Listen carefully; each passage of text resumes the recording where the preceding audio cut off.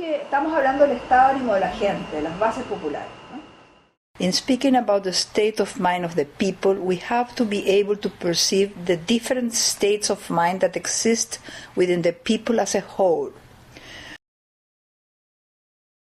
Not everybody has political consciousness, so it is important to distinguish those sectors of the population who have more political consciousness from those who have less. There are some sectors that have revolutionary consciousness, but others who only wants a democratic struggle, a peaceful struggle, a unionist struggle. It is important to distinguish those different levels of consciousness of the different sectors of the population. Also, we need to know what interests motivates the different sectors of the population. One must find this out. It is helpful to sketch a territorial map of the distribution of forces. We have said it is important to analyze the forces, but the forces are not in the air. The forces are located in specific territories in the case of a war. And the same is so in the case of a struggle that occurs in states' institutions.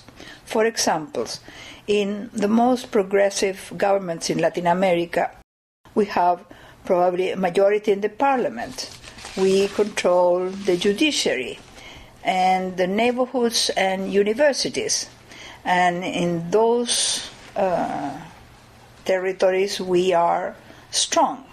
On the other hand, the conservative forces will dominate many things, for example, the economy, the media.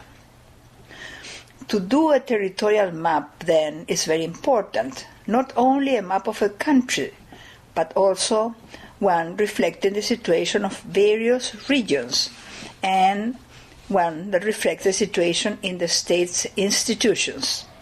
We have to determine which are the strategic territories for leading the battle to victory.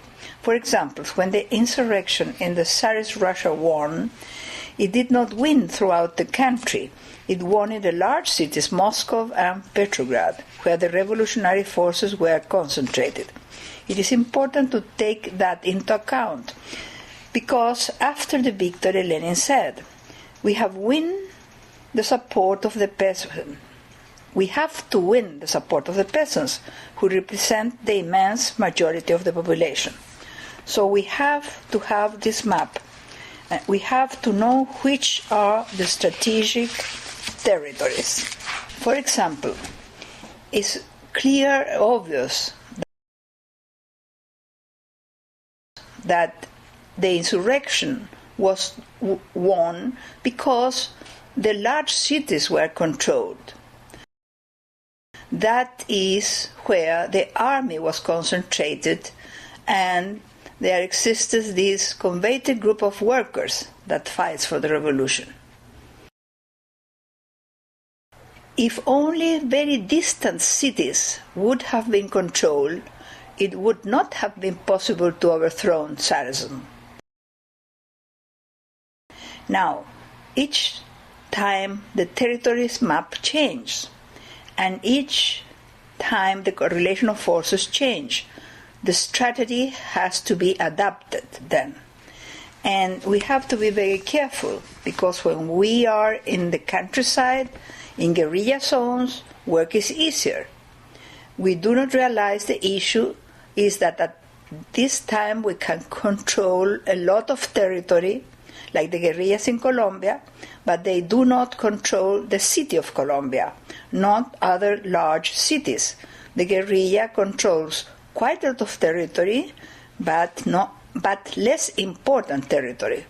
So we have to do this map, taking care of which are the strategic territories for the fight. La otra cosa es, the other thing is, be careful with the quantitative analysis, because if numbers are taken out of context, totally incorrect political analysis can result. You can conclude, for example, that the workers' movement is on the rise because there were 40 or 100 strikes in the year, many more than the previous year. And as in the following year there were only 20 strikes, so you can deduce the workers' movement is in decline. But that is where there is a problem. What was the context in which the strikes occurred? Why were there 40 or 100 strikes in the past year and not now? Because the situation has changed. The army has gone out in the streets and has assassinated quite a lot of leaders of the workers. There was a brutal repression. The struggle of that year occurs in this changed context. Fewer number of strikes means that the workers' movement is in decline, or that the workers have no will to struggle? Perhaps not. For example, in Nicaragua, the workers were prepared to struggle as guerrillas or in clandestine ways in the neighborhoods, but not in the factories, because they would lose their jobs or they would be taken into prison. And finally, one has to distinguish, and that is very important, between active and passive popular grassroots supporters. That is to say, at times we make calculations, for example, of how much support the government has by a number of our supporters that demonstrate in the street. And if we mobilize 100,000 people or more, we conclude, given that, we will win the next election. But we have not taken into account that the elections do not mobilize the same kind of people. There can be many revolutionaries demonstrating in the street, but at best, those who will vote against the government will vote quietly in the urns. That is why big surprises can occur, as happened in Nicaragua case. Masses of people in the street supported Correa in 1990, but he lost the elections. A lot of care must be taken with that. On the other hand, one must take into account that many people, due to opportunism, can be mobilized to support the government. They wear out T-shirt that day, but at the urn, where no one sees them, they vote in another way. Here we finish the section of the state of mind of the people.